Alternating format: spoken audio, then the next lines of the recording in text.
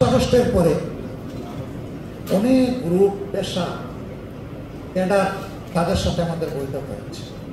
তারা যখন আমাদের সাথে বসতে চান তখন বলেন যে রাষ্ট্রীয় ব্যাপারে কিছু পরামর্শ আছে, কিন্তু যখন আসে তখন তারা দায়িত্ব নয়, তাদের অধিকারের ব্যাপার নিয়ে লড়াই করে যে আমরা এটাতে বঞ্চিত, ওইটাতে বঞ্চিত, ওইটাতে বঞ্চিত। কিন্তু দেশবাসীর প্রতি তাদের যে দায়িত্ব সেই কথাটা খুব কম আসে। কেন?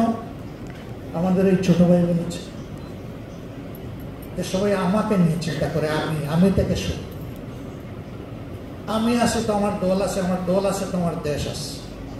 যাদের দল নাই তার ওই আমিতেই থেকে যায়, এরপরে আর আগায় আমার কি হবে, আমি কি পাবো। এই চিন্তা থেকে আমরা যতদিন পর্যন্ত বের হয়ে না আসবো আমরা কিছুই করতে পারবো। এই যে মিলনায়তন, এটা নিশ্চয়ই কোনো না কোনো কর্তৃপক্ষ বলেছে।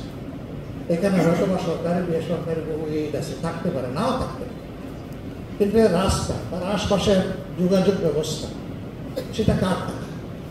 সেটা জনগণের টাকা। মুজিবুর রহমান মঞ্জু বলেছে যে আমরা যে মোবাইল ইউজ করি সেখানে আমরা 35-40% আমরা ট্যাক্স দিয়ে থাকি সরকারকে। এটা ইউজাররা জানেই না যে এই যে ট্যাক্স সে দিচ্ছে সে যে একজন ট্যাক্স পেয়ার। শুধু কি তাই, আসছে জন্ম নেওয়া বেবি সেও তো ট্যাক্স দেয়, কারণ তার জন্য আমি যে কাপড় কিনি, যে দুধ কিনি, যে খাবার কিনি, সেই দুধ, খাবার, কাপড়ের সব জায়গায় আমাকে বের দিতে হয়। ভ্যালু অ্যাডেড ট্যাক্স দিয়ে তার জীবন শুরু। সেইটা গরিব আর ধনীর কোনো তফাৎ নাই, এটা তো সবাই দেয়। সারাদিন ভিক্ষা করা মানুষটাও সন্ধ্যাবেলা যখন যায় শপে কিছু কেনার জন্য, তখন তাকেও তো বের দিয়ে কিনতে হয়। কিন্তু সে জানে না সে যে ট্যাক্স দেয়। সে জানে বড় বড় ব্যবসায়ীরা আর বড় বড় চাকরিজীবীরা দেয়, আর কেউ ট্যাক্স দেয়।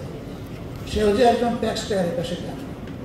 যদি সে জানতো যে আমার টাকা দুইভাবে আমি এখানে শরীর, আমার ট্যাক্স আর বিদেশ থেকে আনা ঋণের আমার ভাগ, এই দুইটা মিলে উন্নয়ন হচ্ছে, এই দেশ চলছে, এই সমাজ চলছে, স্যালারি যাচ্ছে, রিমুনারেশন যাচ্ছে, তাহলে সেও তার অধিকারের জন্য আরও সচেতন হতে হবে। সুতরাং এইখানে আমাদের সকলের অধিকার সচেতন হতে হবে। নামাজের সময় হয়ে যাওয়ার কারণে আমি কথা বাড়াবো। আপনাদের উদ্যোগকে স্বাগত জানাই। সবাই বলেছেন, আমিও বলি সবার সাথে কম্প্রোমাইজ করি। একটা বিচিত্র উদ্যোগ আপনারা নিয়েছেন যেটা এর আগে কেউ নিয়ে, এবং আপনারা একটা বিচিত্র অবস্থানে আছেন। পরিকল্পনাবিদ, কিন্তু পরিকল্পনা কমিশনে আপনাদের সামান্য কোনো জায়গা নাই। ওখানকার আঙ্গিনায়ও আপনাদের জন্য একটা পোস্ট দেওয়া হয়। তাহলে 60টা পাবলিক ইউনিভার্সিটিতে এই সাবজেক্ট পড়ানোর দরকার কি? যদি তাদের সার্ভিসের কোনো স্পেস না থাকে তাহলে এই ডিপার্টমেন্টগুলোর দরকার পড়ে না। নিশ্চয়ই প্রয়োজন আছে বলেই তো সেখানে পড়ানো হচ্ছে।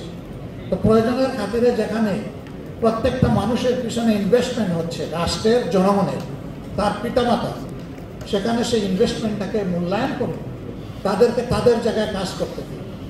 নাম পরিকল্পনাবিদ, পরিকল্পনায় কোনো জায়গা নাই। তো পরিকল্পনা যেটা তৈরি হচ্ছে জনগণের জন্যে, আমার দৃষ্টিতে এটা হলো বাজার খরচের হিসাব নিকাশ। আগামীকালকে কী খরচ আমার লাগবে, এই সপ্তাহ কীভাবে চলবো, তারপর একটা পরে দেখা যাবে। পরিকল্পনা হবে সাস্টেইনেবল, ভিশনারি, দূরে দেখবে, সমন্বিত হবে, টেকসই হবে, তার নামে না পরিকল্পনা। এখন যারা এটা বুঝে তাদেরকে বাদ দিয়ে সর্বরোগের বিশেষজ্ঞ হয়ে অথবা সর্বজ্ঞানের বিশেষজ্ঞ হয়ে যারা রোল প্লে করেন বা আমিই করি, এটা অনুচিত। তাদের অধিকারের উপর হস্তক্ষেপ করা হচ্ছে এবং তাদেরকে রাষ্ট্রীয় সেবা থেকে পরিকল্পিতভাবে পরিকল্পনার জায়গায় দূরে রাখা হচ্ছে। এই জায়গা নিশ্চিত করতে হবে। আমি কথা দিচ্ছি, রাষ্ট্রের এই কোনো সেবার জায়গায় আল্লাহ যদি আমাদেরকে যাওয়ার সুযোগ দেন, আমরা ইনশাআল্লাহ আপনাদেরকে সম্মান দিয়ে শুধু অ্যাকোমোডেশন না, আপনাদেরকে ফেসিলিটেট করবো।